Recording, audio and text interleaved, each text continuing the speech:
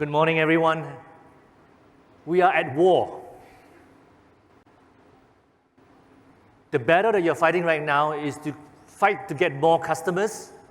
You're fighting to get into their mind share. You're also trying to fight to have new products and solutions for your hungry customers. But in order to stay on top of the game and differentiate yourselves, the only way is through innovation. My name is Francis Goh. I'm the Digital Innovation Lead of AWS. This morning, I'm going to share with you Amazon's approach to innovation. And the second half of my presentation, I'll be inviting a very distinguished guest, Mr. Arvin Tan from CapitaLand, and join me on stage, and we're going to have a conversation here. Now, as you have heard this morning from the various speakers, that digital transformation is not about technology. It's really about ability to understand the customers and delivering the customer's experience to them. Embracing innovation, leveraging technologies is become a norm for many. But what challenges do you think they are facing? According to PwC, 61% of them generate new ideas through open innovation.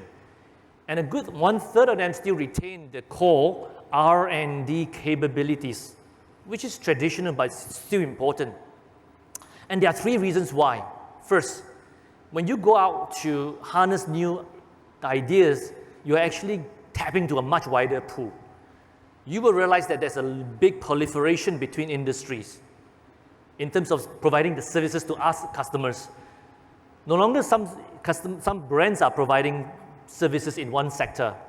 They provide beyond the sector they came originally from, across different sectors, because this is what customers want. The second reason is that it reduces the risk of failure by spreading the cost of research across all the multiple collaborators. So you can imagine that you have different partners developing their own, and the risks are spread across. And third, it allows much faster innovation cycles because all the collaborators are working independently on different aspects of the design.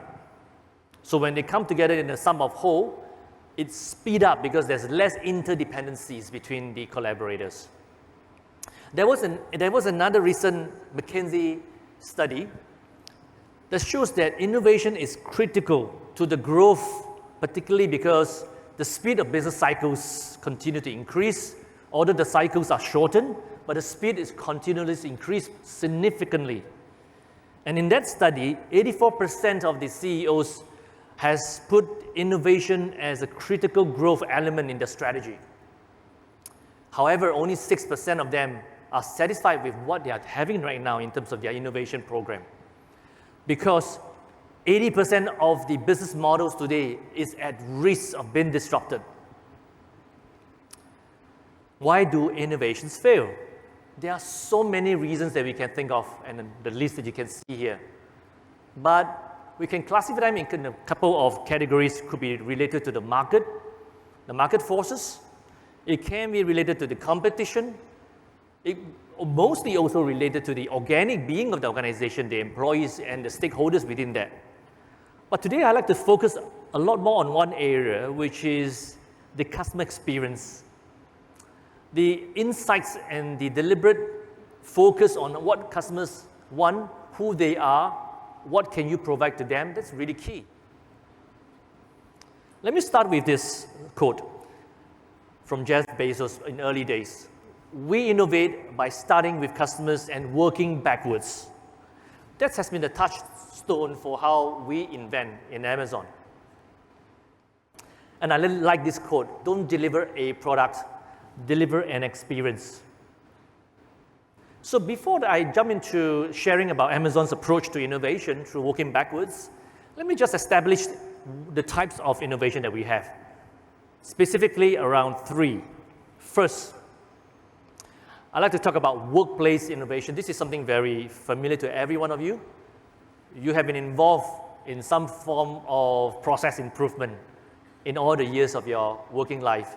And this process improvement includes the stakeholders coming together, looking at what and how you can improve a process, particularly increasing efficiency or reduce costs or increase revenue. And typically, a lot of organizations do that through leveraging on the front line and empower them, because the frontliners are the ones that are very close to the customers. They are the ones that feel the pain. They understand the journey.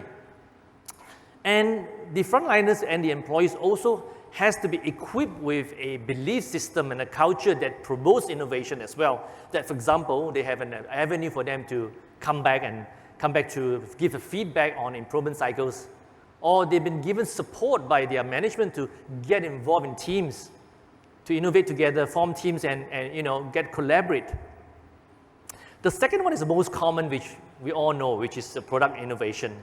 I was in Seattle just last month, and you can see here that the device has became the invention some 2 years ago when we implemented during the COVID was very, very useful, because we wanted to have a contactless device. So there is really a palm reader for identification, where you do not need to have any touch on any devices. You don't even need to lift your mobile phone to scan any QR code. But the thing is this, if you think about product innovation, we have seen there's a major pitfall in many one of us.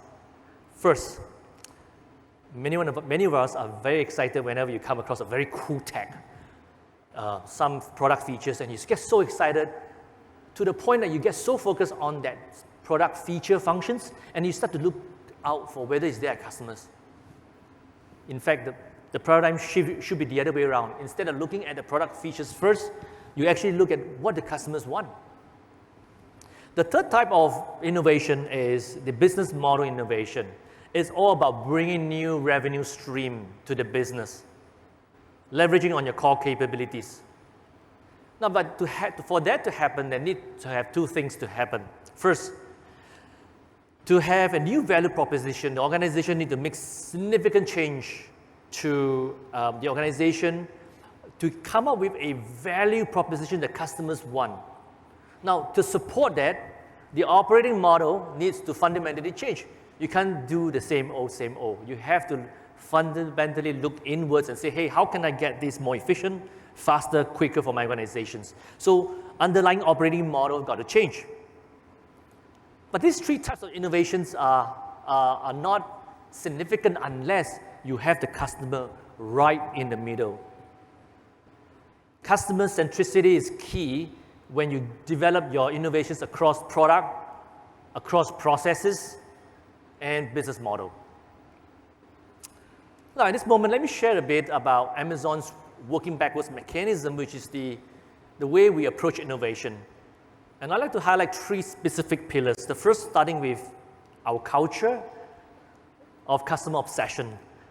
And I'll talk a bit more about the tools, mechanism that detail the way we work, the mechanism that we use.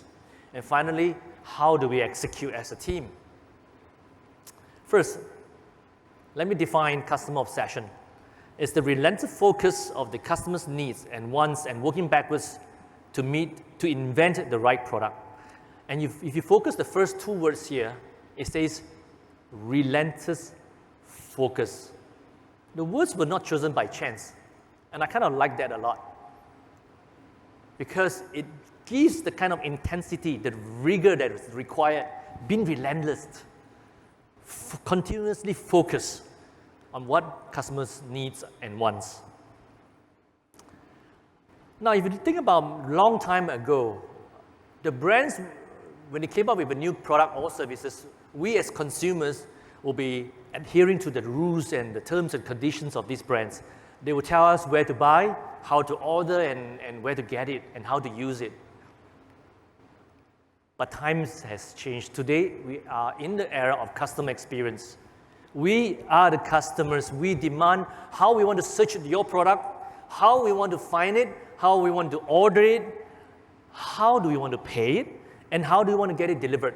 We demand the terms, and brands got to listen to us as customers, or else lag behind. The history of Amazon Go retail stores, as you can see here. I visited a couple just last month in Seattle. Very cool, I love that. And you know what? The origin of this Amazon Go started with looking at the customer standing in line. That is where it all started. What's the pain you see there? I can see a lot of pain in the gentleman in the middle, the pain, the boredom that he has on his face. Me, for one, I hate queuing and standing in line.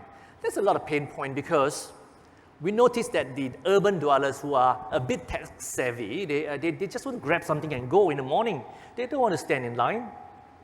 So the evolution from the pain points that we were focused on the customers evolved through using our Amazon's innovation process and came up to the solutions that eventually we call Amazon Go. And behind that, which customers doesn't need to see, are the IoT devices, the computer visions, and all the robotics that's going on.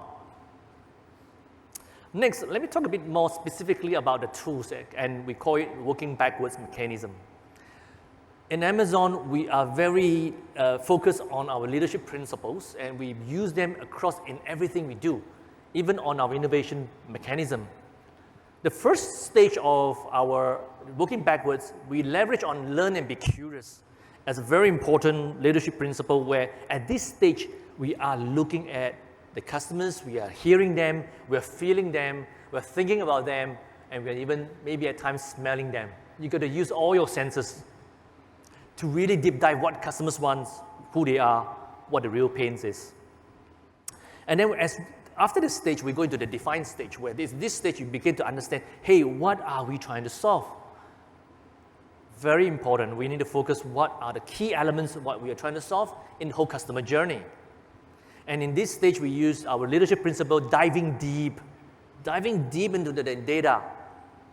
We test a lot of hypotheses and assumptions. You know, it's very intuitive for us as human beings to have a lot of assumptions made because we are being of experience. We look from the lens where we have experience and we make judgment, which is all good and nothing wrong with that. The only thing is this: when you make judgment and you make a hypothesis, you need to test them because not everybody thinks like you or thinks like your team. Once we understand and focus on the problem, we go to the next stage, which we call ideate stage, where in this stage, we use our leadership principles, invent and simplify. This is really starting from wow ideas, what is possible, no limitation. And I like this morning presenter, right? And I learned something that the railway track actually started way back in the Roman Empire, the size of 2 horses' asses.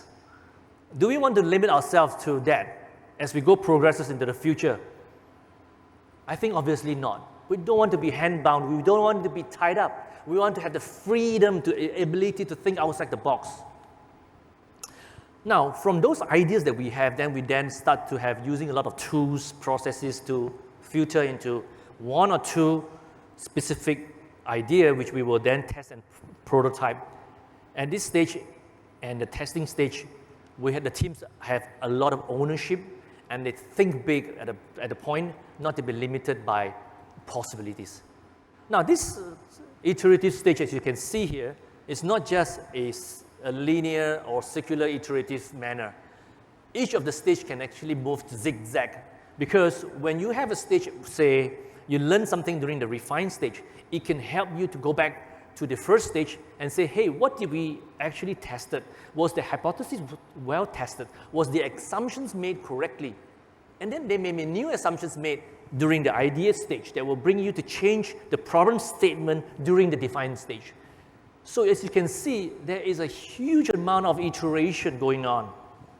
And that's required a lot of agility and nimbleness across the teams.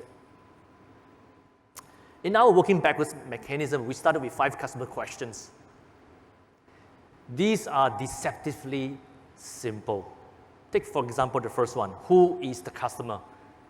We often get responses. I have been in this company for 30 years, 20 years, 10 years. Of course I know the customers. I see the customers every day. Of course I know the customers. But you know what? When we deep dive again, who the customers really are, who are the personas that really matters, and how do you stack the personas across? This provides a new glimpse, new revelation to a aha moment, who the customers are. Now, As you can see, just now the 5-stage in a working backwards mechanism, it touches on a couple of these questions like, who is the customer? What's the problem you're trying to solve? How do you know the customer's needs and wants? And what's the difference between needs and wants? You've got to be very clear the differences. One of my favorite is the last question, the 5th question. It says, what does the customer experience look like? This question has not been often been asked. In many years of my coaching to many startups and founders, they did not spend sufficient time deep diving in this stage. What does the future customer experience look like? How do you articulate that? It's often overlooked or perhaps spent too little time. Now, in the working backwards mechanism that Amazon approach innovation, there are 3 artifacts that we use very frequently and very powerfully because it provides a lot of clarity to us, to the team, to the stakeholders. The 3 artifacts are the press release, the FAQ, and the visuals. Let me go into the detail in each of them. Starting with the press release. Do not be surprised or shocked with this word press release. What you're trying to release to the press at the beginning of your innovation cycle, this is not what it is really meant. Press release is a document that will eventually reach the stage in the future where it can be used for a release to the press for the product. However, the key purpose is at the onset of the innovation where every team member, every stakeholders, every customers, every partners have an opportunity to provide input. As you can see here, correction input. And through the innovation cycle of, let's say, 12 months, at the end of it, you may have 100 versions of this. But the 100th version is a refined version with stakeholders buy-in, because they have input, they have debated, they have discussed, they have disagreed. You have ideas that come through. There are things that you take out in terms of assumption, and key to that is you actually describe the customer experience, the vision of what customer will be experiencing when you launch this product or services. So this is a document that pulls people together. Very unique to our innovation process. The second one is the frequently asked question. Personally, I have found that many products and brands has started to provide FAQ only very near to the product launch or even after product launch. We do it way up front. Yes, way up front, because we want the teams to start thinking of those very key questions. Fundamental, maybe, key questions to address up front. And if you address those questions up front, you actually give yourself an opportunity to look at many blind spots perhaps, and many data that you need to collect. So as you develop the FAQ, and again, it's also iterative and it also have many versions, eventually this FAQ can be used during the product launch in the future. Picture says 1,000 words, the saying goes, which points to visuals. Now, at times, you may not be doing a lot of justice to write in words about a customer experience that you're trying to express.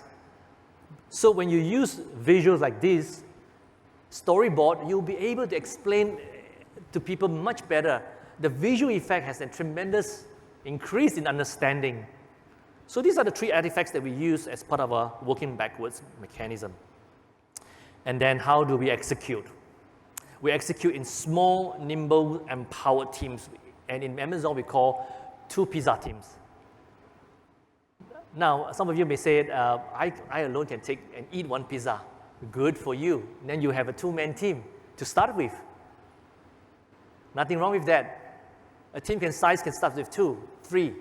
But we keep it deliberately small. That the concept of this structure is that we want to ensure the team can only feed on 2 pizzas and not more. There are 3 reasons why we do that. First, we want high level of autonomy. Being small, we want high level of ownership as well. And as we hire builders in Amazon, we let the teams own and run what you build. That point to the term that we call single-threaded team, which means the team start from the origin of the innovation cycle, understanding the customer pain points, all the way through innovation cycle to the time when you execute, you got the same team involved. Sure, along the line, you pull many other teams in to scale and you get more heads and pair of hands, but the team stays on. Because as if we all know, if you have different teams from innovation, design, and execution, sometimes you have this misalignment. So single-threaded team works very well alongside with small agile team that we call two pizzas team across Amazon that helps us in the innovation process. In 2015, Jeff and his shareholders' letters, he has stated one statement which I like to pick up. It says, to invent, you have to experiment. And if you know in advance that it's going to work, it is not an experiment anymore. Therefore, failure and inventions are inseparable twins. That talks to many things. For example, it talks to culture. Management, leaders, managers should have the ability to say, hey, look, as part of experimentation, there will be failures. The failures are not there, are not failures that you redo many, many times, or stupid failures that they're constantly not learning. Failures are there to provide learning elements that are critical for you to develop the solution eventually. So failures in experimentation in Amazon is looked very, very positively from the learning standpoint. And for example, right, you may have remembered when we launched the Fire Phone many years ago. When we decided to put it off the market, the engineers that were on the Fire Phone, they were not fired, they were not penalized, they were not demoralized, they would be redeployed to build better versions of Echo. So their learnings from the Fire Phone has brought with them knowledge, experience that can be used elsewhere very, very productively. So to sum up, the working backwards has the element of being customer obsessed as a first point, and then we use the working backwards tools that I described and the artifacts that across PR, FAQ, and visuals, and we execute them across using small, nimble, and power teams that we call two pizzas team. Now, you can win the battle and the war that has just started this afternoon. That you can win the battle on innovation to the customers when you really use working backwards from your customer needs and then through your innovation cycle to meet the innovation that you want. With that, you can really meet the needs of your customers, you can grab your customers' mind share, and you know what product and services to develop for your hungry customers. With that, ladies and gentlemen, thank you. Now, at this stage, I'd like to invite our distinguished guest, Mr. Alvin Tan, on stage. Please give a warm welcome to Mr. Alvin Tan. Mr. Alvin Tan is the Chief Customer Solutions Officer from CapitaLand, and today he has been kindly joined me on stage and discuss a bit of his experience on the working backwards. Mr. Alvin, please. Thank you. Please meet you. Please. Thanks, Francis. Have a seat. All right. First question, I think is going to be I like to start with a provocative question. Is our working backwards question, our mechanism has been initially when you first engaged with us quite new. What was your first experience when you hear or you start to engage with the working backward mechanism? Well, first of all, thanks Francis and AWS for inviting me to share my own personal experience working on the concept of working backwards. It's about 3 years ago, of course, when I started exploring ideas with AWS on what we can do. They didn't tell me the concept of working backwards. I didn't have the benefit of Francis taking us through these slides. And after the first few meetings with the execs at the AWS, and we agreed to come together to form a project to support the East Coast plan in Singapore. And the Amazon staff, the first thing she said, let's very good, we have an agreement. Let's draft our press release and write the FAQs. So at that point in time, I was really stunned. I was like, hey, I think we just have a very vague idea of what we wanted to do. And then I was really put in the spot and forced to think, trying to understand why did she ask me to do a press release? And it dawned upon me that because these ideas are so new, it's not been done before, how are you going to get the alignment of the outcome? How are you going to get the alignment of the various stakeholders? And also, the passion and the follow-through from your staff. So I then understood why it is so important to spend some time to really think about what the press release will look like and how the FAQ will look like, right? Yeah. I thought that was Yeah, that was a great my first story. introduction. Yeah. This is a very common reaction that we have with a lot of customers coming across with particularly press release and PR FAQ. Now, how do you apply working backwards in your day-to-day? I don't understand that you run the Smart Lab, which is constantly having innovation taking place with all the startups. How do you and your team start to use the working backwards on a daily basis? Yeah. Thanks. I thought I used some anecdotes. I think working backwards, as what you hear from Francis, is probably not something really, new to every one of us. We all practice that to some degrees, but probably not at the level of detail that AWS has done. Let me give you two personal anecdotes. Before joining CapitaLand, I spent many years in EDB. And in 1996, when I was still a very young officer, my chairman, Philip Yeo, asked me, we have committed to help this company set up their manufacturing plant in Singapore within 12 months. And that is a wafer fabrication plant. Okay?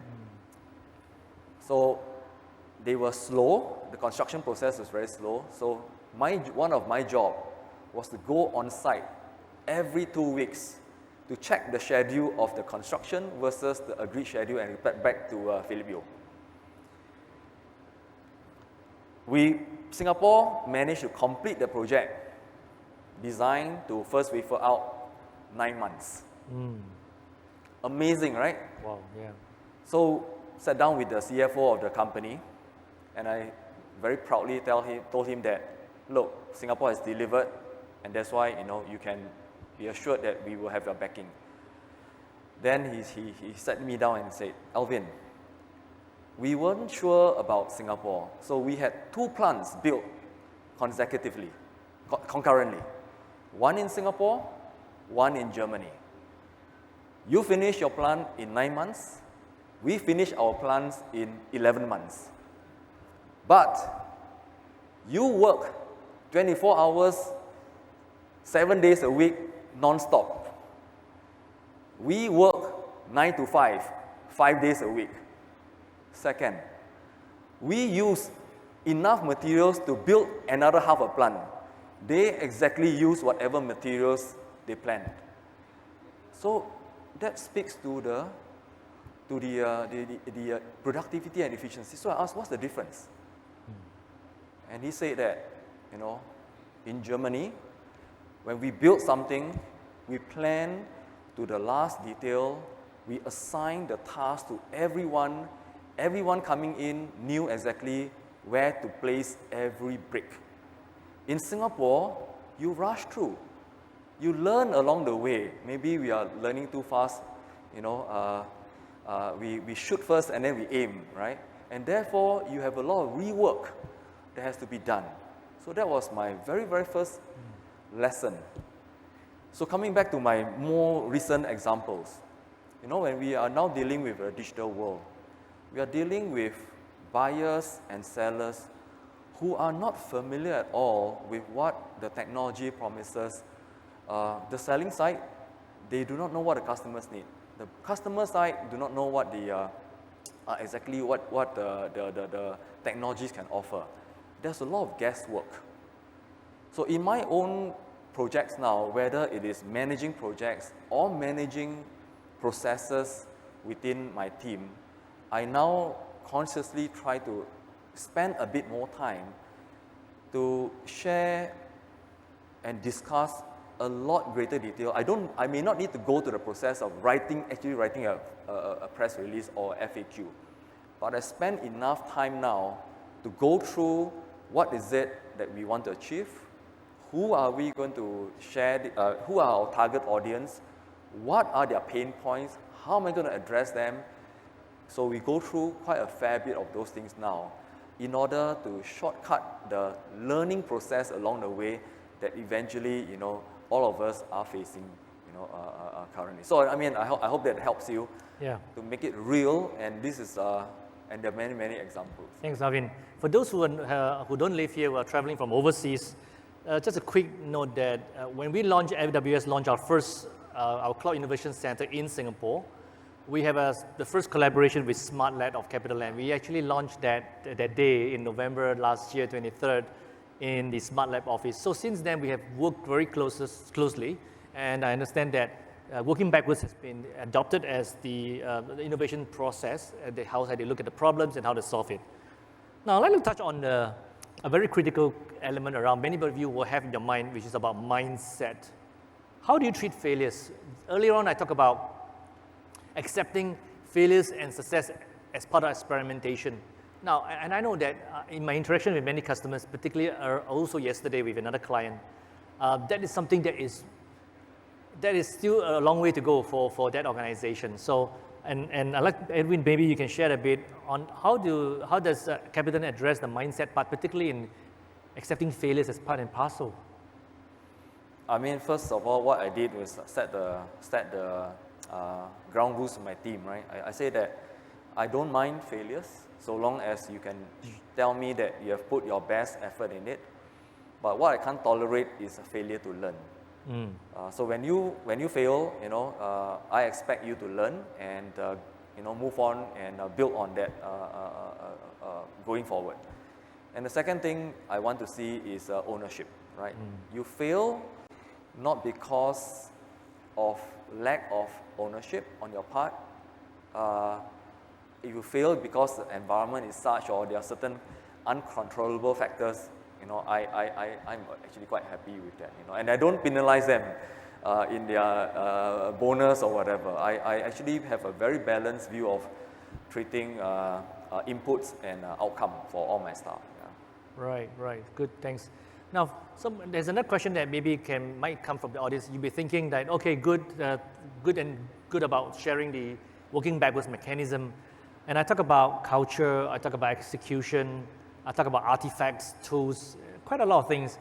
Now, for someone who want to start, let's say, to experiment with the working backwards mechanism, how do you stack this up and where do you suggest they start? Okay, I want to, at the risk of using a very big word that all of us either like or hate, called leadership, I think that part is important. What I wanted to say is what elements of leadership in that particular order, right? Firstly,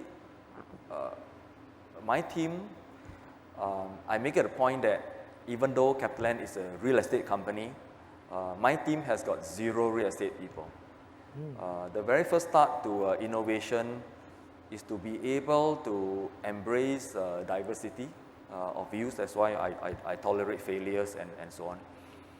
First, so set up your team properly, right? Second, in that order priority, is to build a culture. My team, the first thing I always tell them is that you have the safest environment in the organizations to speak your minds, to trial new things, and do whatever you need to do. So long as when you think that you're going to fail, I'm the first to know. Don't make me the last to know about things that you're going to fail, right? So we will help you. And to demonstrate that, my weekly meetings that I have, I don't chair it anymore since the beginning of this year, because my staff are all about the same experience, same age group. I make them chair the meetings, rotate, everyone take turns. And in a way, I give them that sense of ownership, that they are not just responsible for their results, they are responsible for the team's outcome. The third level, I did then is purpose. Articulate the purpose. What does it mean if we are successful in pursuing a case, in executing an event, or pursuing an initiative, what is the purpose of doing that to the organizations, to the person, right? And last but not least, empower them. As a leader embracing working backwards, once you set the stage, you set the purpose, you let them take ownership, the next one is to empower them to go run as fast as they can. So the concept, that one of our ex-minister, who was also my MD, as his parting gift to all of us in EDB, said that management should be like flying a kite. You will want to, the challenge is how to let the kite fly as high as possible. But it doesn't mean that you don't have responsibility. You have a line back to you. And you also have the responsibility to say, when the conditions are right, let go the strings and let them fly further. Yeah. But when there's cloud brewing somewhere, please start to pull them back a little bit, so that they don't get lost, right? So I think that those are my way of executing the working backwards. It's not rocket science. It's deliberate effort. And I think if we all do this well, you will see the benefits of this tremendously. Right? Yeah, that's true. I like the part where you say accountability also comes with responsibility as well. Now, again, I like also Alvin pointed out that the working backwards mechanism itself is not rocket science, right? However, in the execution, that's the key, the tools that are used. Now, for any one of you who would like to know a bit more on that, I strongly encourage you to speak to any AWS representative in the whole of today, or you can come up front. I'll be here and downstage, and to receive any question you have. We're all here to share with you our culture of innovation, and as well as our working backwards mechanism. And I thank you for your attention, audience. And for now, can you please help me give a warm appreciation to Alvin, please? Thank you. And with that, we want to thank you so much again for your attention. Yeah, I hope you guys enjoyed the sessions and the day at the AWS Summit. It's been a wonderful partnership with them in the last 3 years. Where I really took away is breaking new grounds and therefore finding new processes to help us in the process. Yeah. Thank you, Alvin. Have a nice day, guys. Thank you. Thank you. Thank you very much.